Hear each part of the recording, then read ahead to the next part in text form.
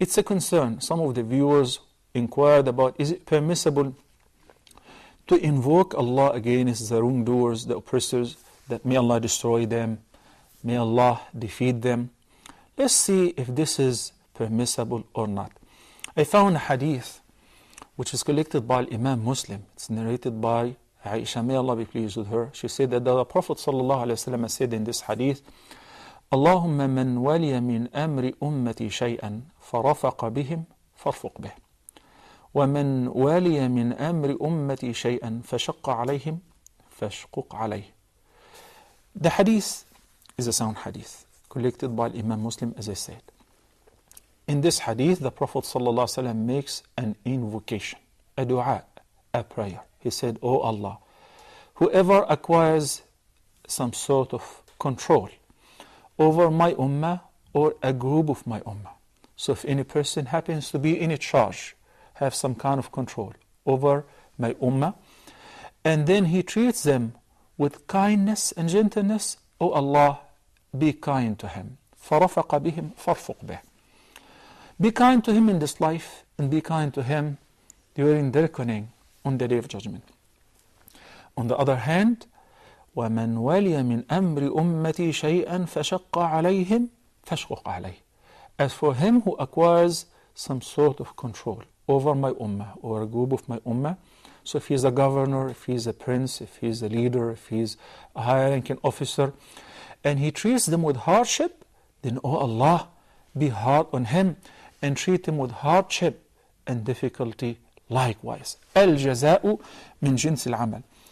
We find in Surah Yunus in the two following verse number 88 and verse number 89, Allah subhanahu wa ta'ala narrates us what happened with Musa alayhi salam when he gave up with the Pharaoh and his horse. He said, وَقَالَ مُوسَى رَبَّنَا إِنَّكَ آتَيْتَ فِرْعَوْنَ وَمَلَأَهُ زِينَةً وَأَمْوَالًا فِي الْحَيَاةِ الدُّنْيَا رَبَّنَا لِيُضِلُّوا عَنْ سَبِيلِكَ رَبَّنَا اطْمِسْ عَلَى أَمْوَالِهِمْ وَاشْدُدْ عَلَى قُلُوبِهِمْ فَلَا يُؤْمِنُوا حَتَّى يَرَوُا الْعَذَابَ الْأَلِيمِ. Then the reply came innocently, قَالَ قَدْ أُجِيبَتْ دَعْوَتُكُمَا. In these two verses, in the first one, Allah subhanahu wa ta'ala says that Allah subhanahu wa ta'ala tells us that Musa alayhi salam invoked Allah. He said, you've been bestowing wealth and splendor upon the Pharaoh and his people. They have utilized all of that to mislead your people. رَبَّنَا اطْمِسْ عَلَىٰ أَمْوَالِهِمْ. O Allah, destroy their wealth. وَاشْدُدْ عَلَىٰ قُلُوبِهِمْ. O Allah, make or keep their hearts hardened so that when you destroy them, they deserve that. وَاشْدُدْ عَلَىٰ قُلُوبِهِمْ فَلَا يُؤْمِنُوا حَتَّى يَرَوُا الْعَذَابَ الْأَلِيمِ. His dua was even very severe. He said that let them die before accepting faith, before being rightly guided, so that they would deserve the greatest kind of punishment. And this is what Allah subhanahu wa ta'ala said in Surah Ghafir. النار يعرضون عليها غدوا وعشيا ويوم تقوم الساعة أدخلوا آل فرعون أشد العذاب. So Allah responded to the dua of Musa alayhi salam against the Pharaoh and his people. Furthermore, Nuh alayhi salam, when he gave up with his people, when he realized that they don't have a chance to accept faith afterward, they said, وَقَالَ نُوحُ الرَّبِّ لَا تَذَرَ عَلَى الْأَرْضِ مِنَ الْكَافِرِينَ دَيَّارًا إِنَّكَ إِن تَذَرْهُمْ يُضِلُّوا عِبَادَكَ وَلَا يَلِدُوا إِلَّا فَاجِرًا كَفَّارًا. He said, my Lord, leave not on one of the disbelievers on the earth. The Prophet ﷺ, the most merciful to everything that was created. As Allah subhanahu wa ta'ala said, وَمَا أَرْسَلْنَاكَ إِلَّا رَحْمَةً لِلْعَالَمِينَ. In certain occasions, he had to invoke Allah against the oppressors. Not mere wrongdoers, the oppressors, who misuse the power that Allah subhanahu wa ta'ala bestowed upon them.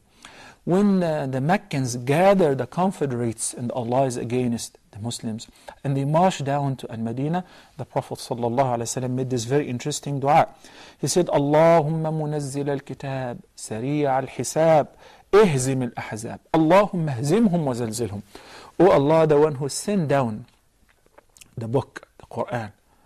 O Allah, sari'a al-hisab, you're quick and swift in reckoning and in punishment. Ihzim al-ahzab. defeat the Confederates. We all understand that the defeat would require their death and destruction. And this is what happened to many of them. So at certain times it is needed. Normally, Allah subhanahu wa ta'ala ordered us to be pardoning and forgiving. He said in Surah Ash-Shura in verse number 43, وَلَمَنْ صَبَرَ وَغَفَرَ إِنَّ ذَلِكَ لَمِنْ عَزْمِ الْأُمُورِ. It is highly recommended to be patient, to pardon and forgive. But he said in Surah An-Nisa in verse number 148, لا يحب الله الجهر بالسوء من القول إلا من ظلم. Allah does not like the evil statement to be uttered in public except for him who has been oppressed. So Allah allowed him to make dua against the oppressors, against al-zalim, those who oppress them. And that's why Nabi sallallahu alayhi wa sallam warned the oppressors by saying, دعوة الظالم دعوة المظلوم على الظالم ليس بينها وبين الله حجاب.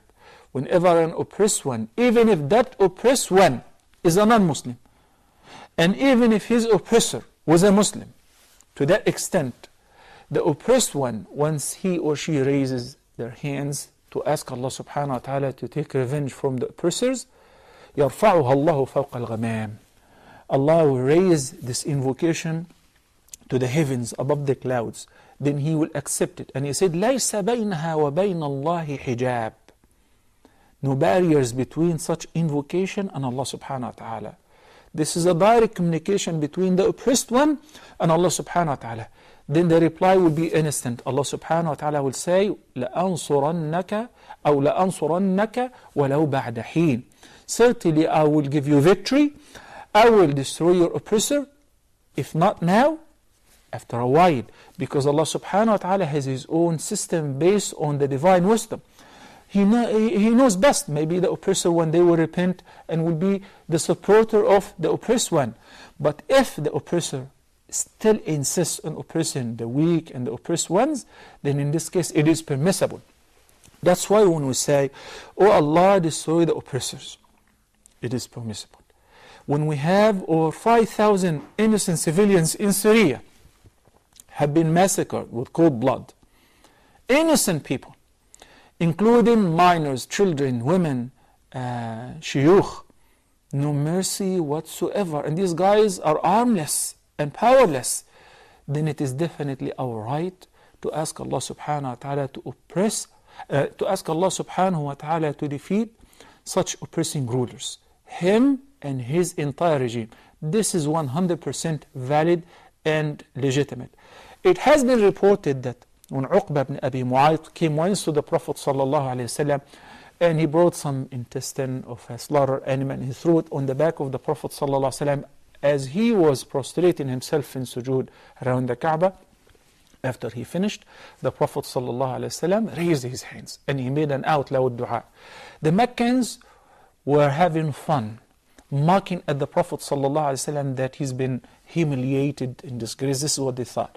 So he said, Allahumma alayka bi Quraysh, Allahumma alayka bi Quraysh. It was his habit to repeat the invocation 3 times. So when he made the dua 3 times, Oh Allah, take care of Quraysh, in a sense, punish them, destroy them. If they insist on the wrongdoings, Allahumma alayka bi Uqbata ibn Abi Mu'ayt, Allahumma alayka bi Abi Jahl, etc. Once he said that, right away these guys stopped laughing and they expected the worst to come, because they knew that the dua of the Prophet ﷺ will be answered, and indeed it was answered by Allah subhanahu wa ta'ala. So when one is oppressed, he definitely have the right to ask Allah subhanahu wa ta'ala, Allahu mawlana wa la mawla lakum. It's definitely legitimate for an oppressed person to seek the help of Allah subhanahu wa ta'ala. These guys who have no mercy whatsoever. Look at Qaddafi and his entire family. What happened to them? When their people asked them, we don't want you anymore. More than 4 decades is enough. We had enough.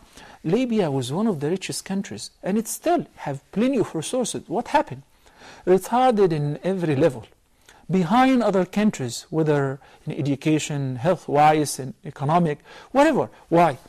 Because the resources were going to serve only one family. Sometimes a person is insane or is not even wise enough, so he wastes the money right and left. people have the right to utilize their resources in a proper fashion. So when they ask the regime, the oppressive regime, enough is enough. You can step out, you can leave, and we won't target you anymore. But no, they insisted that everybody is wrong. We're the only guys who are right. Likewise, in many countries which are experiencing the Arab Spring, or even in Europe, or even in the States, people have to listen to the pulse of the street. When the people had enough, this is it. So when there is a referendum and the people say to somebody, even if he is a ruler or a governor, you should step down, you should somebody else to try, these guys have to listen. As long as these protests and demonstrators are doing that peacefully. I hope the message is clear, and I hope that when we make a dua and asking from Allah subhanahu wa ta'ala, that people should understand that we're not pulling a trigger. Rather, we're asking Allah subhanahu wa ta'ala, if these guys through oppressors, take care of them, punish them, destroy them. So why are you afraid of that? If they are oppressors, then they deserve it.